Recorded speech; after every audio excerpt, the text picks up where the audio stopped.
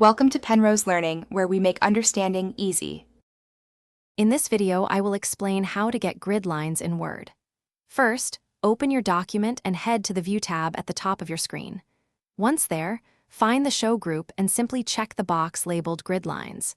You'll immediately see a grid appear on your page. Remember, these lines are just for visual reference and won't show up when you print your document. Now, let's customize those grid lines for better precision. Head over to the Layout tab. In the Arrange group, click on a line, then choose Grid Settings from the menu that appears. This opens a dialog box where you can fine-tune your grid.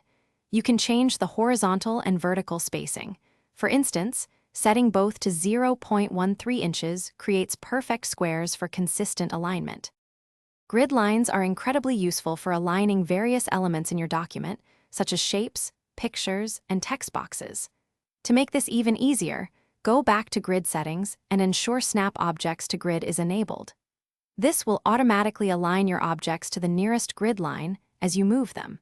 If you need to place an object precisely between grid lines, simply hold down the Alt key while dragging to temporarily disable the snapping feature. Beyond basic spacing, you can also adjust the grid's origin and how often lines appear, like every 2 or 3 lines, for more complex layouts.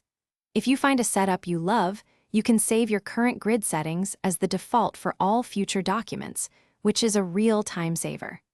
Grid lines are a powerful tool for creating professional-looking documents with precise object placement. For more great deals, including a link to that amazing robot vacuum, check out the description below. Thanks for watching. If this was helpful, leave a like and consider subscribing. See you next time.